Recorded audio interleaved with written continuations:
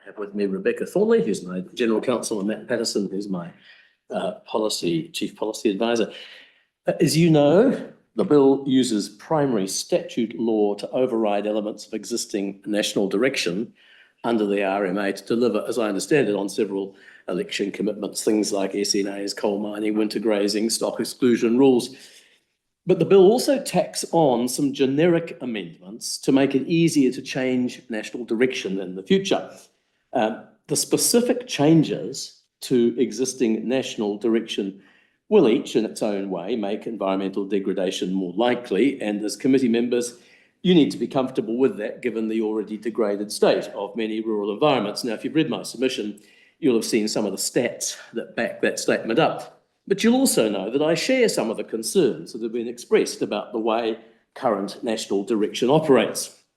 Indeed, I've just published a major report, Going with the Grain, that proposes much more radical changes. But significant change requires careful homework. And what the bill proposes are tweaks that continue the sort of ad hocery to which the RMA has been repeatedly subjected. I think those tweaks would be better left for the thoroughgoing reform of the RMA that the government proposes to undertake. But for that reason, I'd like to concentrate today not on those tweaks, but the generic changes to national direction that the government is asking Parliament to enact. Now, I'm aware that this isn't the core business of the Primary Production Committee. And in view of that, I must ask those committee members who would normally wear an agricultural hat to take it off for a moment and concentrate on some fundamental questions about how much power Parliament should delegate to ministers to exercise regulation-making powers. Because those powers apply to all national direction and extend to the entire economy. National direction sits at the top of the regulatory hierarchy, and it affects all subordinate levels of government and both Māori and private property rights. So given its reach, any national direction needs to be subject to robust and transparent processes. The bill proposes less robust and less transparent processes for national direction, with different rules for ministers at the national level than the ones that apply to local regulators. It does so by inserting a new evaluation clause just for ministers. The drafting is vague and effectively leaves it to the minister to decide how such an evaluation will be conducted and used. In addition, the bill expands the scope for ministers to make changes to national direction without notification or public input. Now, in my view, it's vital that the preparation of any national direction is rigorous and that any process of evaluation is subject to unambiguous criteria. Otherwise, poor direction will leave its imprint on resource management decisions across the country as it cascades down to regional and local government. Investment certainty requires well-designed regulatory interventions that can hopefully survive changes in government. Legislating to make it easier to tinker with things takes us in the opposite direction. Parliament needs to decide how much power it grants ministers to change the rules of the game without reference to the public. Now, I appreciate that such flexibility may appeal to ministers who see themselves promoting speedy changes that they're happy to defend. But they should consider how they'd view the situation if another minister in another government used the same powers to speedily impose changes with which they strongly disagreed. It's in this sense that the proposed changes raise, for me, fundamental issues about how much unsupervised ministerial discretion Parliament should mandate. Now, finally, I'd just like to say a few words about the proposal to remove boards of inquiry as a mechanism for developing national direction. I really think the committee should reconsider whether this is a good idea. The fact that boards of inquiry may not have been used isn't a reason to get rid of them. You certainly can't blame them for holding things up. If no one's using them, how could they possibly be an obstacle?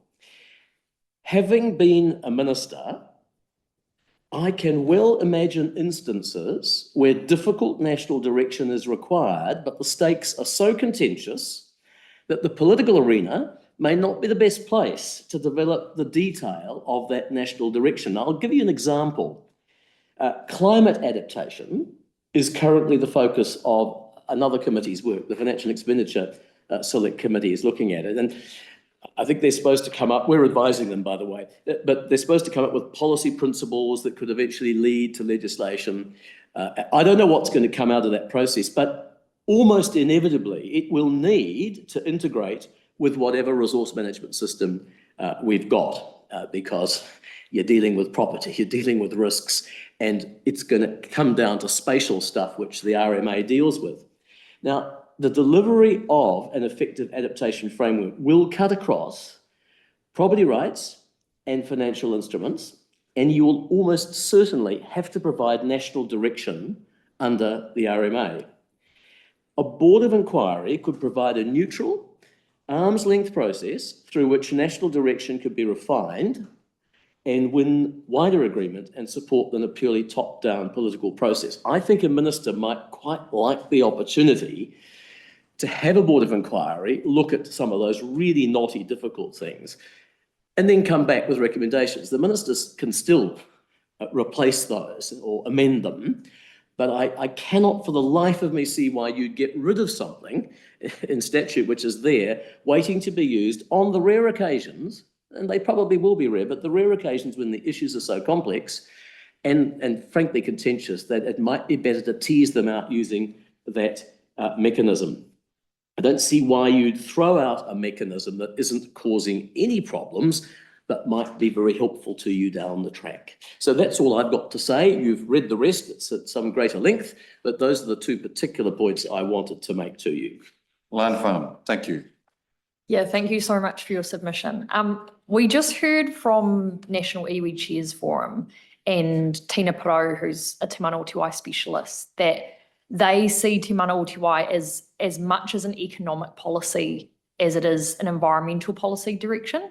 And I'm noting your recent reports that you've been looking at the big challenge of ultimately land use change and the drivers or perverse drivers of that or not. Do you have any comments about Te Mana Oti Wai potentially being that economic driver which actually shapes outcomes for our environment on the land in regions? Look, I'd rather not just give some off the top of the head comments. I didn't concentrate on this in my submission because it's a really rather a narrow point, and that is, should you be referring back to Te Mana Oti Wai in consent hearings?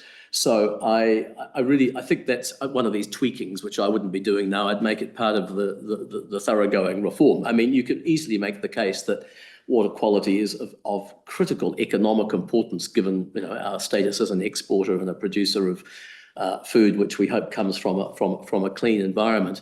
But that's, as I understand it, part of another reform process that the government's going through. I'm going to reserve my comments on that until then, if you don't mind. I deliberately didn't go down that particular rabbit hole. I mean, I think these tweaks are rabbit holes. I really wanted to focus on the one substantive thing which is going to affect the entire resource management system. Thank you.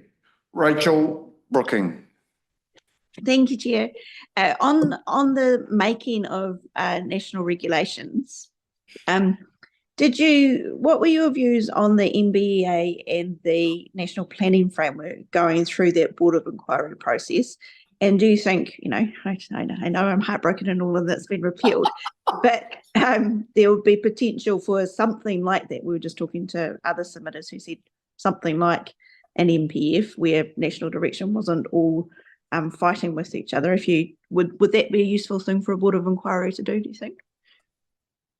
Well, as I say, I think a board of inquiry is, it's quite a heavy process and it's going to be a lengthy one. So you don't do it for anything minor. You do it where you've got really chunky, significant issues that, and I go back to what I said, as a former minister, there are some things which I feel confident that you can make the case for and propose. There are other things where something's got to happen, but you really do want to take the temperature. And I mean, the sort of high-level planning framework that you were talking about there might be one of those things. I I don't really, again, want to get into discussing the NBEA, which has now been repealed.